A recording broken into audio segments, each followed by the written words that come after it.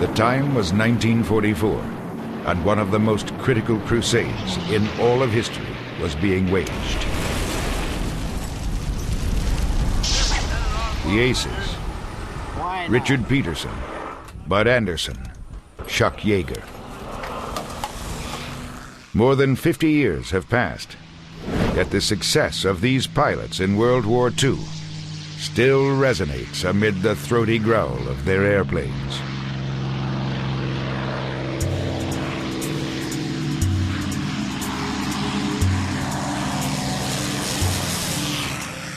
The P-51 Mustang, the war winner. This plane gained its mythic status as the only fighter with enough range to escort bombers deep into Germany.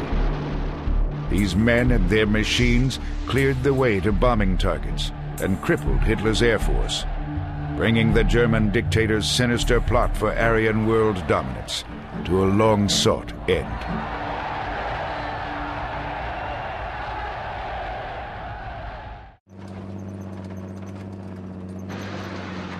We picked up our first P-51s in England in January of '44, picked them up at the assembly factory and flew them for about an hour and a half over England and landed at our base at Leisten. The next day we're sitting over Leipzig, Germany, fighting in them, and that was the transition. That was it. And you learned just from experience. We weren't very well checked out in it, but we were amazed how capable the airplane was, especially in endurance. It was just fabulous. It came at the right time. At the very time that the long-range bombers were having so many losses and were questioning whether daylight bombing was even feasible, suddenly the P-51 appears.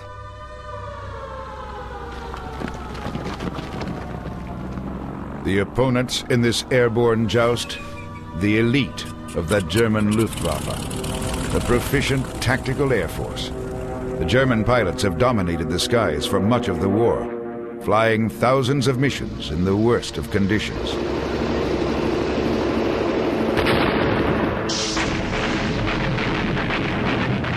The German pilots would see and engage the enemy every mission they flew.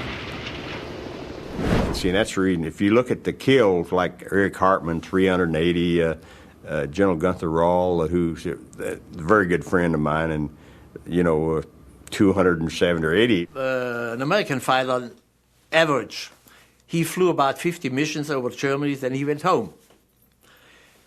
We have flown already 3 years, or 4 years. And where I personally, but this is an example for many of them. I was injured in those days 3 times. I was in hospital. I was recovered, came back to the front line, flew again. So this is quite a different attitude. The German fighter planes, the Me-109 and the Focke-Wulf 190, are known ironically as Jäger, the German word for hunter. These are short-range aircraft, truly able in dives, turns, and speed. Outstanding in their armament, which shoots down Allied planes with deadly efficiency.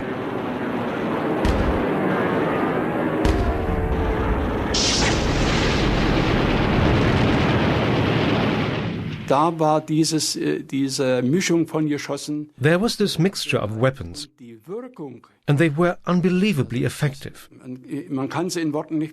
It was almost scary, the power we had.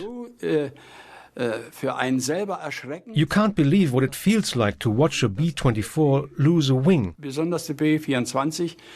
or even fall completely apart in just a few shots. The 109 was truly an excellent aircraft. Tremendous power, tremendous speed, tremendous maneuverability. And I think testimony to that is, in fact, the fact that it did shoot down a lot of American aircraft. The pilots of the Luftwaffe are fighting for home and family over their own territory, Hitler's Reich, which the Führer once boasted would flourish for 1,000 years. The Nazi war machine has captured most of Europe. Now, the Allies want to take it back. pilots on both sides are in for some unforgettable battles. 94,000 Americans are killed, lost, or wounded in the skies over Europe. Some of the most intense battles are fought in the first 6 months of 1944, as the Allies prepare for a June invasion of Europe. I think we've seen 200-300 enemy airplanes in the air at a single time. Yeah, not easy to do, especially later on when they became inexperienced. We call them gaggles rather than formations. They look like a bunch of bees. They're all just going in the same direction.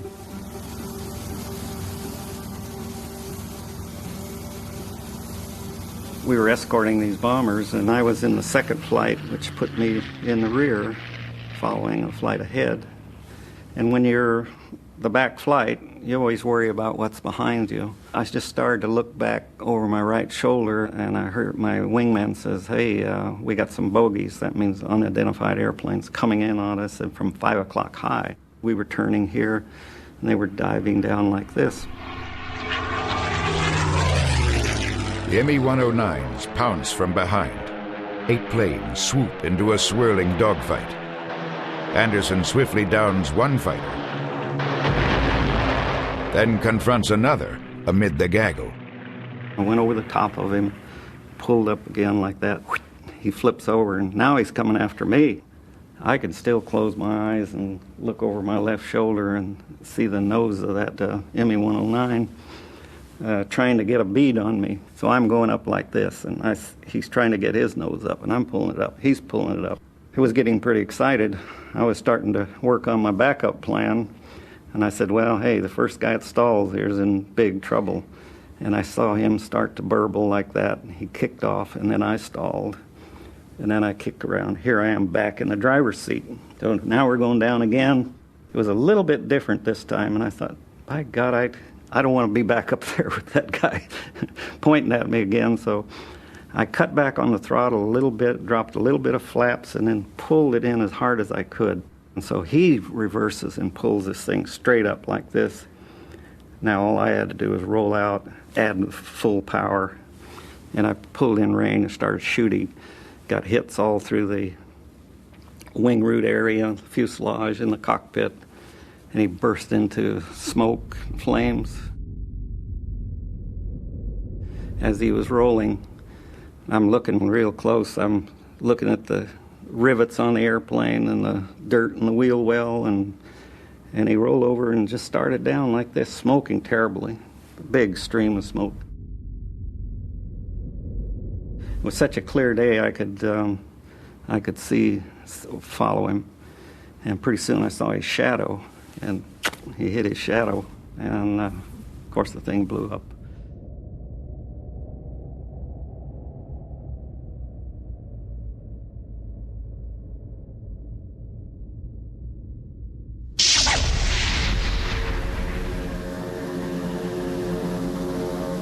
Throughout 1943, before the Mustang's arrival, the theory is that the bomber alone can fly over Germany's front lines to strike directly at aircraft and ball bearing plants, transportation, oil, aluminum, industrial choke points, which, if destroyed, will deprive Hitler of the means to wage war.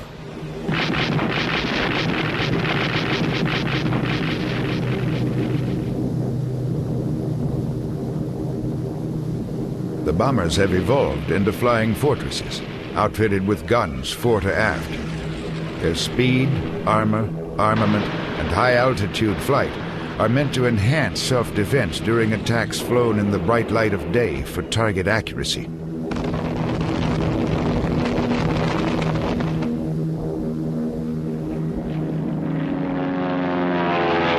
Most existing U.S. and British fighters cannot fly to the bomber's maximum distance without running out of fuel. Fighters had only one role, and that was to defend the air bases from which the bombers flew. They were spot interceptors to prevent any sort of counterattack, but as far as escort fighters, not necessary.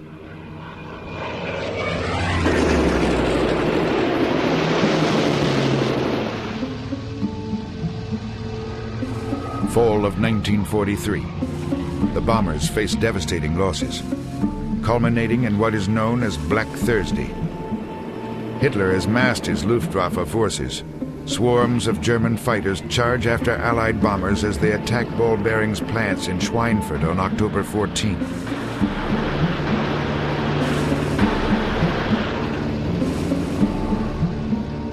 Unfortunately, they had to go the last third of the way without any escort because the P-51s weren't in business yet.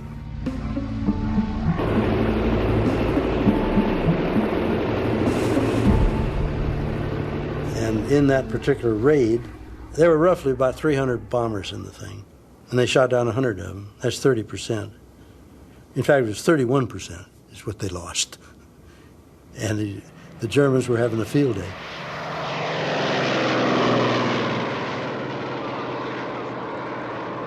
By 1943, the Germans had learned their lesson, and they had put long-range armaments on their aircraft, 20-millimeter, 30-millimeter cannons that could reach beyond the range of the 50 caliber.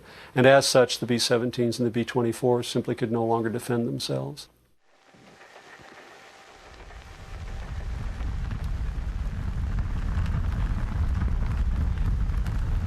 Those who draw a short straw are mauled. 10 men die for each bomber shot out of the sky.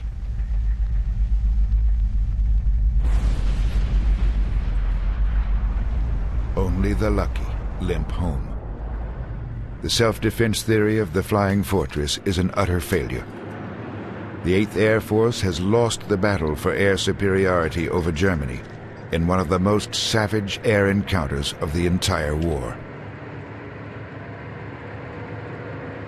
That's when they said, we've got to have a long-range fighter that's going to go. How far can the bomber go? We've got to have a fighter that's going to do it.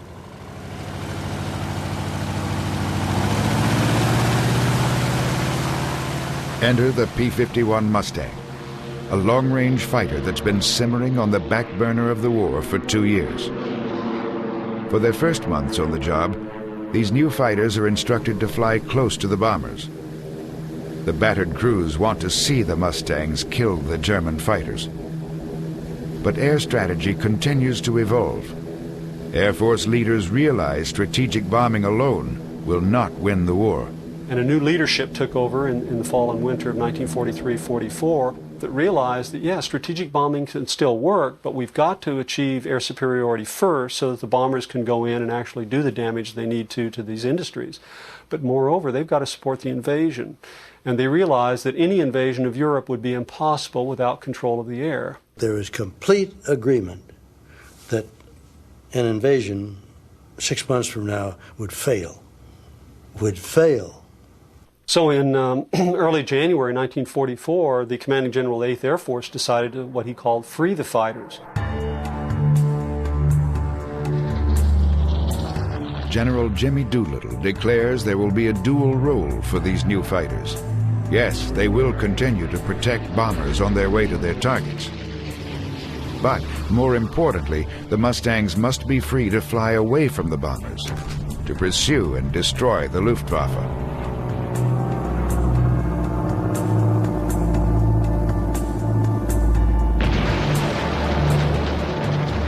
The Mustang will clear the skies to make way for an imminent Allied invasion of the European continent, so Allied troops and equipment can land with no threat from above. Some call this decision to free the fighters from the bombers the most critical change in strategy in World War II. The beauty of this aircraft is something to behold. You can see it with the teardrop canopy, which is absolutely clear vision in 360 degrees. As far as flying instruments, the most honest airplane you can imagine, because I'm on a feather edge of a stall, for example. I know it won't snap roll until I decide. And that's the beauty of this airplane. Aerodynamically, it's magnificent. It was actually Britain's quest for a new fighter plane to shore up its fleet against Hitler's advances, which brought about the P-51 Mustang, America's darling aircraft of World War II. Just 6 months from design to test flight, the first incarnation of the aerodynamic Mustang was delivered from a U.S. company. North American aviation to Britain in 1942. The early Mustang lacked power at high altitudes. The solution? Installation of a powerful Merlin Rolls-Royce engine with a supercharger. You have tremendous power at sea level for takeoff, but with the supercharger, it allowed you to have that same kind of power at a high altitude. The U.S. Army Air Forces orders 2,000 P-51s when they realize they need just such a long-range fighter to prepare for an invasion of Europe. The new engine uses about half the fuel of other fighters. The low, square-cut wing reduces drag. The wing itself was a laminar flow, gave it exceptional speed, was not very good for climbing for quick interception like the Spitfire, for example, which was designed to be an interceptor. We were designed for long-range escort, and we had drop tanks that were under the wings carrying 108 gallons of gas under each wing. Then each wing internally had 92 gallons, and in the fuselage behind the pilot, we had an 85-gallon tank. That total gasoline capacity on normal cruise, you could stay in the air for 7 hours. The problem was with the fuselage tank, 85 gallons behind the center of gravity of the airplane was very unstable. And if you tried to turn it with a full fuselage tank, the airplane would, dig in. You have to reverse the stick to keep it from snapping. It was a touchy airplane. And we always, at takeoff, took off on the fuselage tank and drained it down to about 40 gallons, which brought the center of gravity back into the range where the airplane would become more stable, and you could fight with it. Roland Wright didn't find out about the need to drain down the tanks until after his first mission. We didn't engage anyone on the mission, so we came back over the channel, and the weather was pretty clear. So Szymanski says, why don't you just get on back of me, and we'll do a few rolls and turns and give you a little practice on aerobatics. Well, I got back of him. He did that roll, and my airplane nearly swapped ends on me. I couldn't believe what was happening. So I got on the ground, and I says, hey, there's something wrong with this airplane. And he says, what do you mean? And I says, well, we did that roll, and I nearly swapped ends. He says, oh, I forgot to tell you about the fuselage tank. So I never forgot to burn the fuel out of a fuselage tank after that.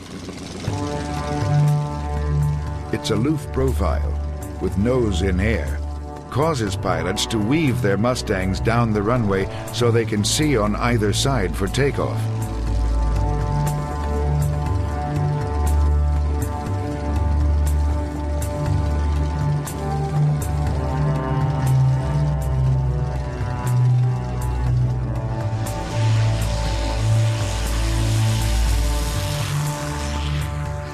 It is now February 20, 1944. For the next 5 days, the largest American heavy bomber force ever assembled, more than 1,000 bombers escorted by 900 fighters, flies into Germany, determined to destroy the Luftwaffe in the air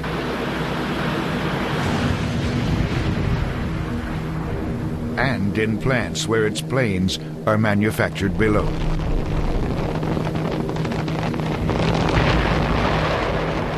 The fighters fly to protect the bombers as detached escort, free to roam ahead, above, or to break off and pursue the enemy. We used to do slow zigzags across them. They're going slower than we are, and we're trying to keep our speed up. So you make 90-degree turns and stay on top of them. We also would send out flights out to the side and up ahead to try to break down these groups that were going to come in head on. The Luftwaffe's integrated radar and flight command centers pick up the massive aircraft as they make their way across the English Channel. Wir wurden geführt von einer Fliegerleitzentrale. We were directed by a central flight control office. Wussten wir ganz genau, wo When we took off, They knew exactly where the American bombers and escort fighters were, and they led us straight to the planes. We saw the big contrails of these bomber streams, you know, and I was looking for the fighter escort. Where are they? And how are they? And how high are they? The minute you saw any contrails coming, you knew that it was the opposition. You got ready and you used your tanks up to the outside gas is up to its fullest. And you didn't use any inside stuff until you had to. And then you dropped the tanks and you're ready to engage. Richard Peterson engages a German on one of his first missions. Got so excited, I didn't realize I was holding the trigger down. And I'm shooting holes in the sky all over the place and holding the trigger down because I was so excited. And I finally got strikes on this guy, and he pulled the canopy and bailed. He went drifting on by me, standing at attention, gave me a highball salute, and pulled the ripcord. And I thought, boy, that's pretty great. He had black boots on, a blue flying suit, and he had black gloves. It was great. The hackles on the, and I was yay shouting to myself in the cockpit, you know, about how great this was. But that was the first one I got. The Allied planes faced two levels of German fighters. The Focke-Wulf 190s attacked the bombers, while the Me-109s jumped the Mustangs. When your big bomber streams came escorted by long-range fighters, some of the Eastern experts were called back to the home defense to fly as a top cover and to engage American fighters so that the heavy groups could attack the B-17s and the B-24s.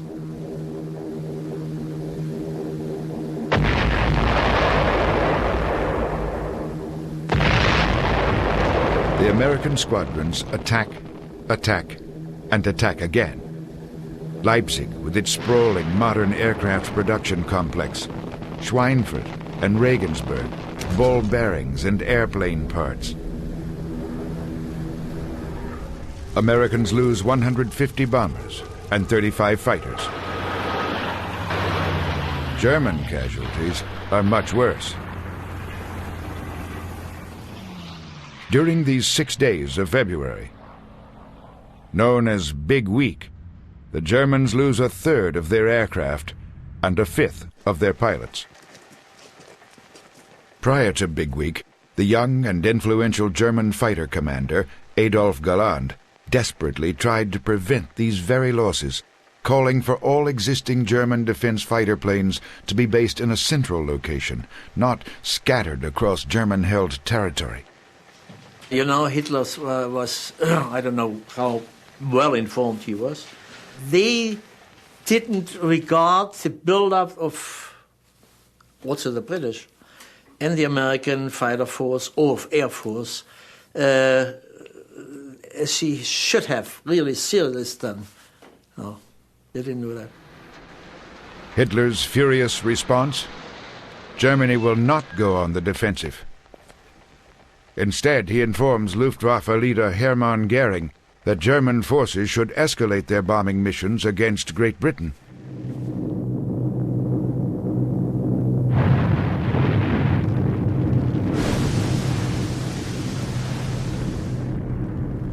And so this philosophy was not existent in the Hitler's or Goering's mind, and Hitler was warned. Hitler didn't give very much attention to the fighter fleet over Germany. He said, oh, it's anti-aircraft. We stuffed the whole thing with anti-aircraft. We don't need these fighters. We got the lesson, you know.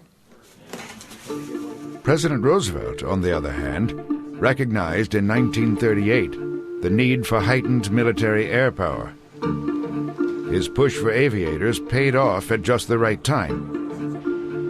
There were 7,000 combat pilots in 1940. After Pearl Harbor in 1941, there were over 100,000.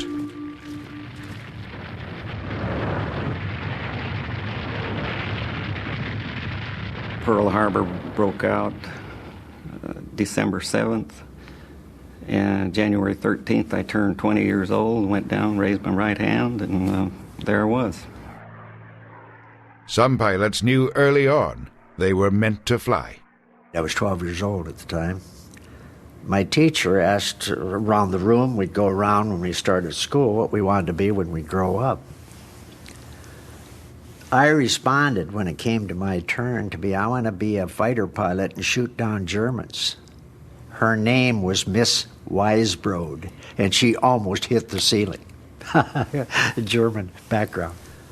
I'd never seen an airplane on the ground before I got in the military. They meant nothing to me, and I didn't have any burning desire to be a pilot like Andy. Hell, he'd hang on fences and work and flew before he got in the military. I was raised in West Virginia, and they didn't have airports and airplanes back there, and I never flew in one until I think it was January of '42. I changed an engine on my AT-11, and my engineering officer came down to test hop the airplane and said, "Get in, you're going with me." And that was my first ride in the airplane. I got sick, and I didn't think there's much future in it. Yeager saw there was indeed a future in it when he became an ace in a day, shooting down 5 German fighters in the same air battle.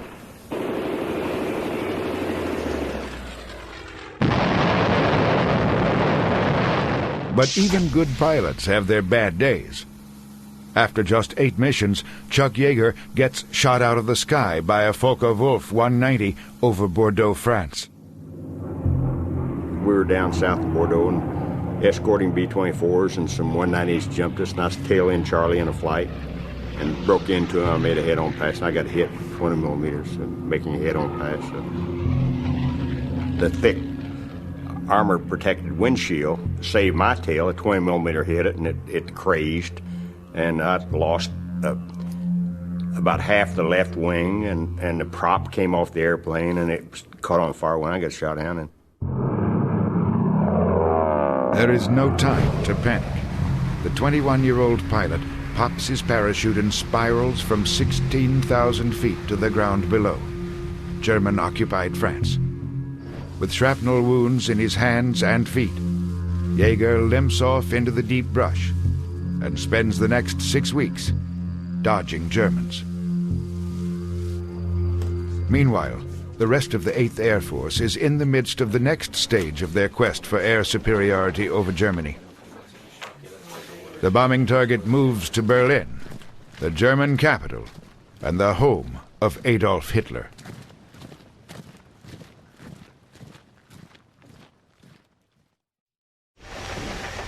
Now, from the rear of the aircraft, you can see the back of the wing.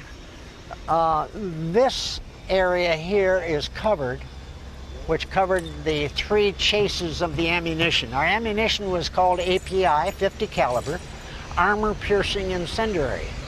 And it's a steel encased chunk of magnesium on the end, on the business end of the shell. So when you hit and got a strike on an aircraft, it was a flash. It also drove the magnesium in to set fire and explode the airplane. So that was the whole purpose of API ammunition.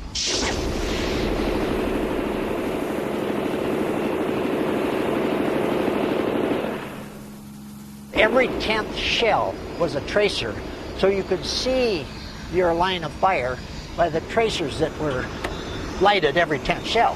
When you get near the end of running out of ammunition, every shell was a tracer, which alerted you to watch it, you're running out. It is now March of 1944, just 3 months before D-Day. The goal is to lure the Luftwaffe up for battle at all costs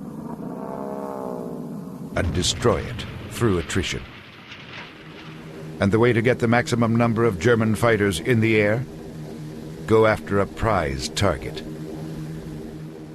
Carl Spaatz is Strategic Air Commander of the U.S. Army Air Forces in Europe. The 8th Fighter Command. Jimmy Doolittle heads the 8th Air Force, tasked with preparing the continent for an Allied ground invasion. Spaatz tells Doolittle at 8th Air Force, no more diversions. I want all those bombers over Berlin.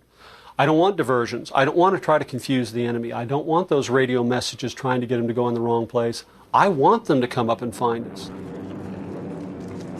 March 6th. Fighter pilots awaken before dawn to the drone of bombers flying overhead. The slow-flying bombers leave early. The Mustangs will catch up later. The fighter group gathers for a briefing. It's what the pilots have been waiting for. Today, the map shows they are flying to the eastern edge of Germany. Target, Berlin. The group goes over engine start times, rendezvous points with the bombers, targets, and courses home. Pertinent information dutifully recorded on the back of the pilot's hands. A time check, and the pilots make their way to their planes. And the Mustangs are off on a long-awaited mission to strike at the very heart of the Reich.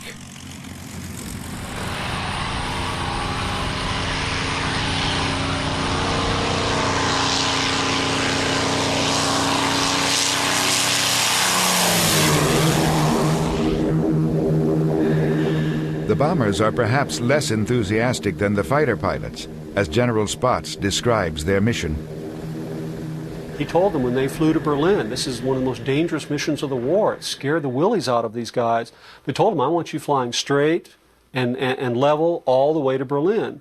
Your job is to attract the German Air Force. Now, of course, he can't tell them that. They'll know their bait, they'll know their sacrificial lambs, can't do that. But in fact, that's what was happening. How do we know it today? It's because Spaatz and Anderson wrote it in their diaries. They didn't use the word bait, but nevertheless, it's quite clear from their diaries they intended for the bombers to be bait. The bombers have good reason for concern. There is more to fear than German fighters. The Germans operate an early warning network of radar, communications, and gun batteries. All fall under the well-coordinated umbrella of the Luftwaffe. The fighters fly with the bombers until they're nearly at target, then break off to the sides as bombers head unescorted straight into a flak barrage to drop their deadly load.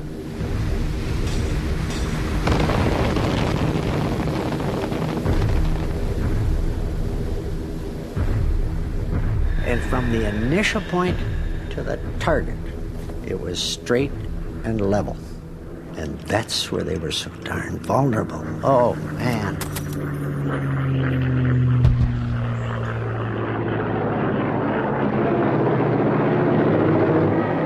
They had to get lined up, of course, for the target.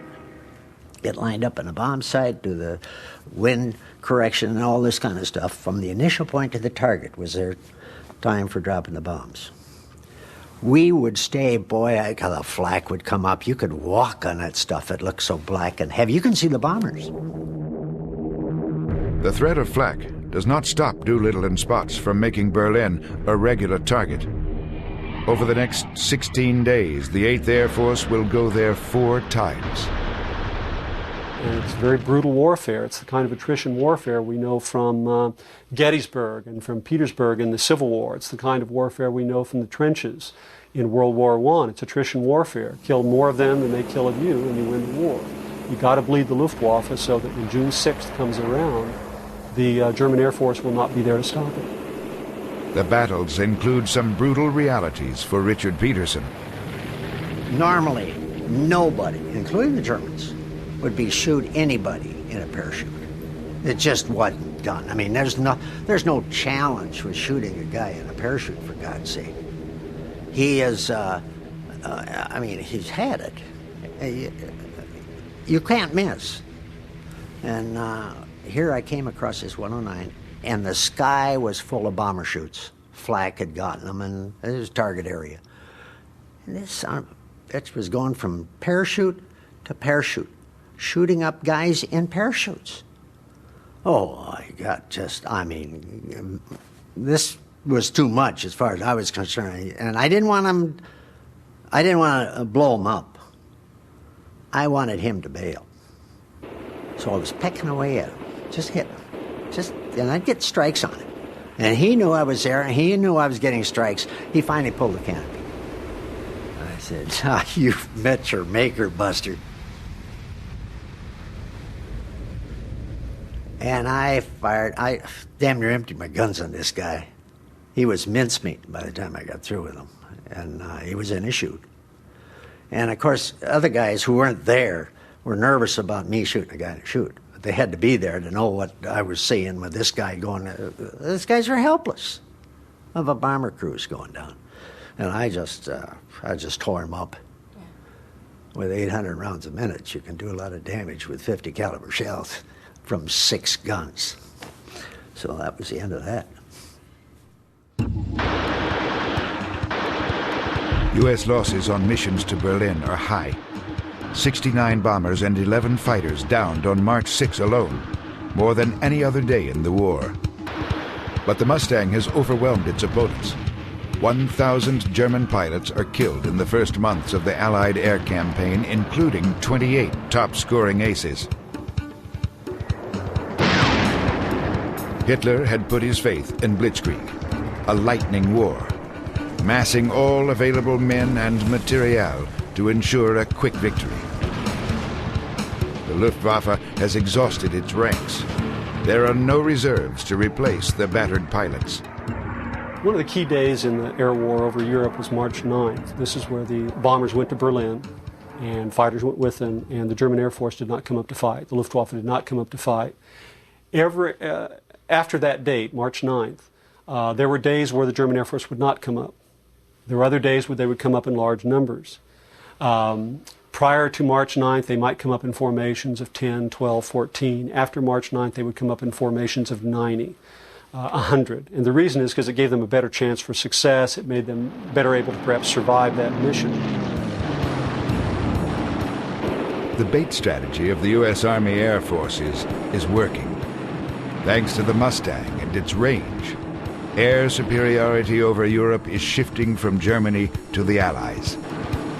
The Mustang is assigned one last task before Allied ground forces land on the coast of France. Shoot up German aircraft on the ground, shoot up locomotives, shoot up assembly areas, shoot up anything they could find on the ground.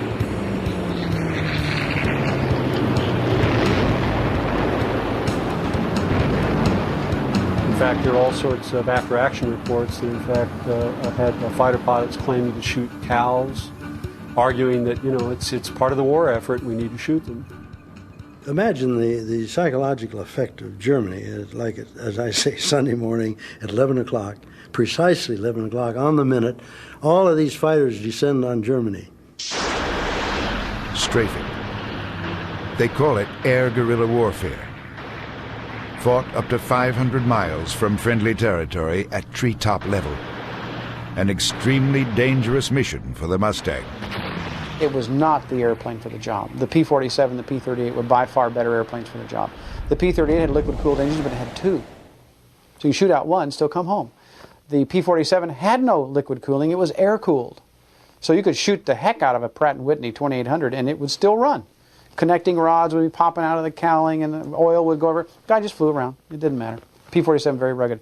One little bullet hole in a Mustang and you're down. And all the great aces of World War II, except one, in the European theater, went down to ground fire.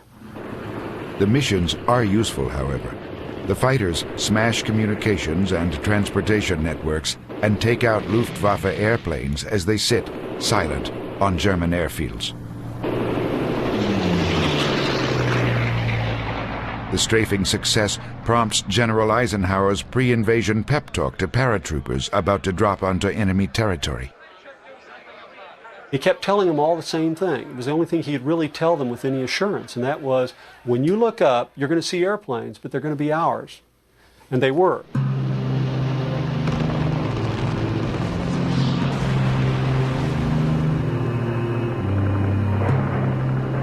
June 6, 1944. Allied troops swarm the French coast at Normandy. The invasion has begun. In the skies above, only 2 German combat missions even attempt to fly over the beachhead. German pilot Willy Unger escorts bombers on a mission to attack invasion fleets with little success. Terrific. Completely black with ships, my God. And they were all shooting at us. The bullets were zinging all around us, just like in the movies. As long as you weren't hit, you were fine. If you were shot at, that was it. You would fall into the sea. But it was truly fantastic. The sea was completely black with ships. It was a miracle I didn't get hit. Large craft, small craft, everything under the sun. Amazing. Mustang pilot Ted Conlon has no Germans to fight, so he decides to fly down to observe the Normandy landing. We dropped down to about 1,000 feet off the beach. All we saw were a tremendous number of ships and people being killed on the beach, and it was a very unpleasant sight, from that viewpoint. So I was kind of glad to get back up on top and do our job up there. The invasion shows a grim reality for the Luftwaffe. The forces were caught weakened and unprepared for the Allied onslaught. I had to go inside to retrieve my pack. When I came back out, my plane was gone. A training pilot flew it to Germany, so I had to find another plane. After searching around for a while, I saw a plane without a propeller. The maintenance crew took parts from 2 other damaged airplanes and we put together a propeller. And then I flew a day or so, trying to get back to home base. I was completely exhausted. Luftwaffe leader Adolf Galland's memoirs say this about the Allied invasion. The enemy, our own troops, and the general population asked the obvious question: where is the Luftwaffe? The Mustangs and the bombers had done their job so thoroughly during Big Week, in bombing Berlin and on strafing missions, that when it came time for the Allies to invade, the Luftwaffe was nowhere to be found. One historian calls D-Day one of the greatest air battles of all time that never actually took place. Mid-1944, Allied troops battled their way across the European continent, through France and Belgium, on their way to Germany. In bomber streams that are often 100 miles long, British and Americans continue to bash German oil industry and communications.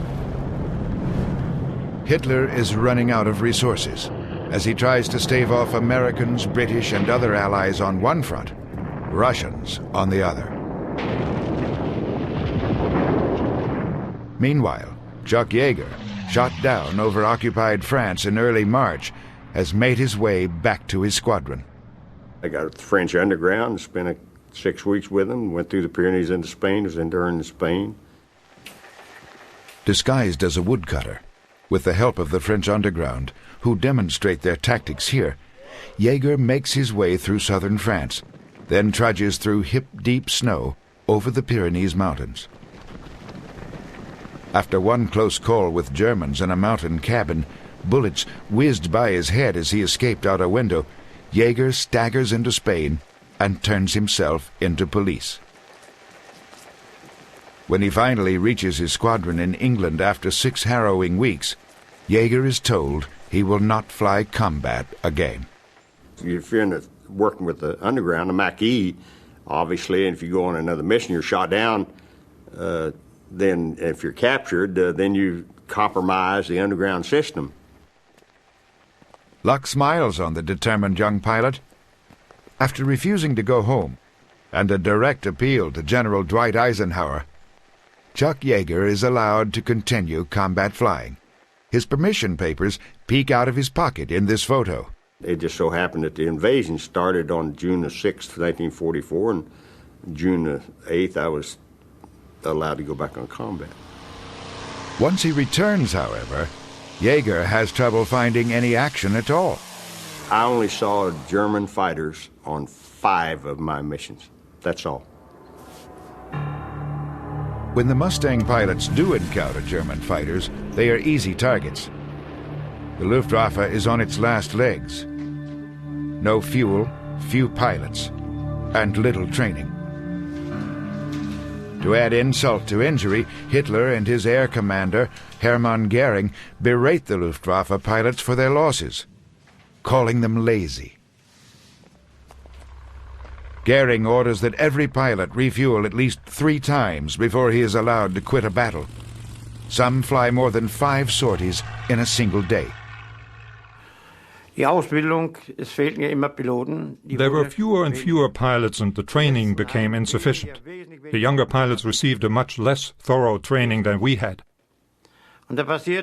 Sometimes pilots received only the most basic flight instruction before they took off, and they never returned.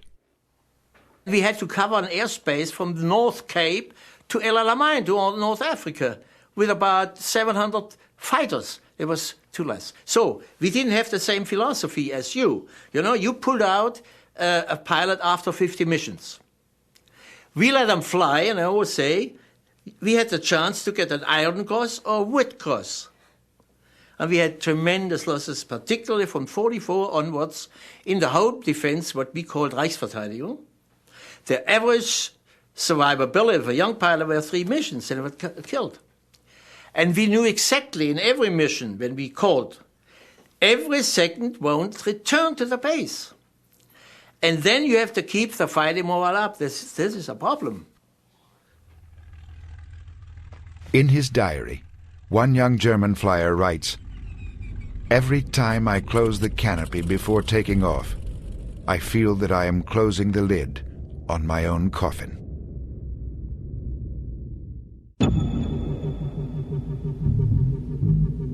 The rubble and ruin that was most German cities at the end of 1944 and into 45 is the result of the full and final fury of the Allied bombers.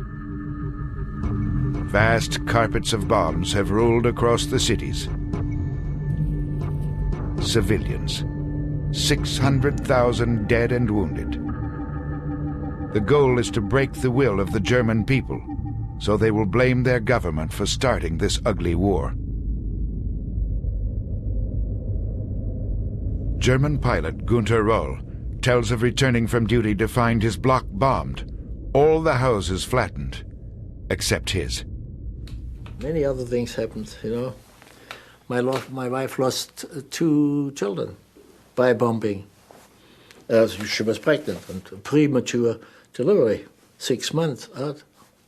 She was attacked on a train when she came to my venue. I got her out from Vienna when the Russians came.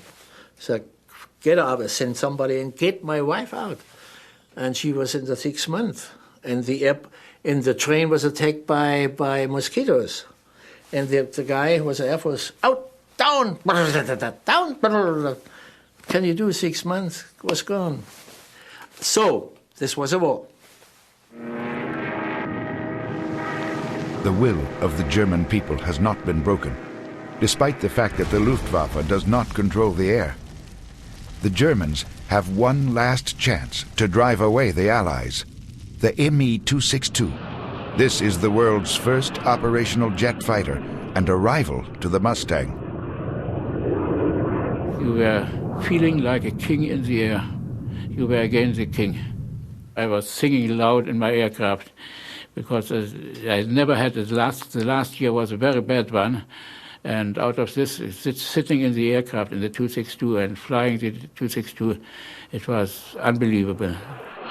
The Me-262 flies on the scene at a top speed of 540 miles per hour and can peck away at Allied planes as it roars through their bomber streams. It does not need conventional high-octane fuel, which is in the shortest of supply. If you're going to go through a fighter escort at 500 miles an hour, a top speed 400 mile an hour Mustang is not going to catch you. And so you just go straight through the bomber formations. In March 45, they were able to do this to some degree. And it would take out 10 bombers at a pass. Very, very dangerous, yes. Hitler could have had this remarkable jet fighter earlier, but his mindset was purely offensive, so he ordered the Me-262 be made a bomber. In 1944, he finally concedes that he needs a weapon to fend off Allied planes. But Germany has no resources, no chromium, no metals to make jet engines to power a fleet of 262s. The funny thing is there were hundreds more built, but they were all sitting in fields with no engines. So it was a moot point. While the Mustang cannot overtake an Me-262 in level flight, It can position for attack by cutting off the jet in a turn. Or you can try Chuck Yeager's method. Shoot the plane down as it tries to land. I just glanced out the corner of my eye and spotted this ME-262 was on the final about 3 miles out. He obviously was about out of fuel. And I rolled over and head on past him and pulled in. You know, I was doing it about 400 mile an hour and pulled in behind him and opened up at about 200 yards and got a good concentration of hits on his right wing. Right outboard wing blew off the airplane and he went into the ground about a mile short of the runway. It was very unsportsmanlike, but what the hell, that's the way it goes. April 1945. Bombers have simply run out of targets. 2 Allied fronts converge in the heart of Germany. They are there, in large part, because of the Mustang's role in achieving air superiority.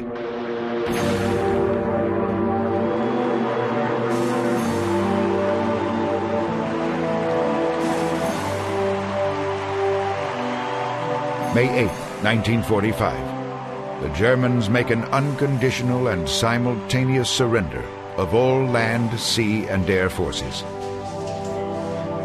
After nearly 6 years of flying, Willy Reschke and other German pilots hand over their planes to the Allies. It was just difficult for us to conceive that the last shot had been fired, that the war was over, period. After 6 years, you get used to the war. The civilians as well. They've been through days and nights of bombings. They won't forget that for the rest of their lives. You can't just shake that off in one day. It takes time. After the surrender, Mustang pilot Roland Wright witnessed the destruction the bombers wrought on the shattered country.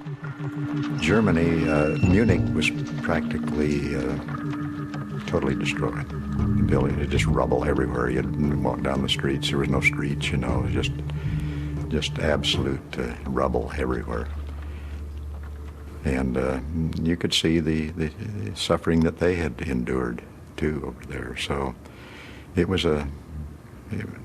made you glad that it was all over, really.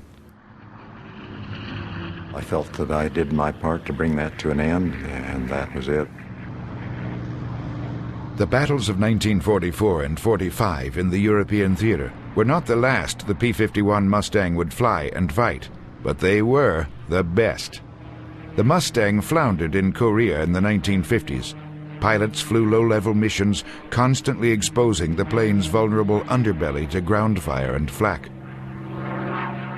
With the onslaught of jet fighters, the Mustang was put to rest. Today, the most experienced pilots fondly remember, and some still fly, the mythical P-51 Mustang, the dependable fighter that carried them straight to the heart of the German homeland at the precise moment the Allies needed to go there.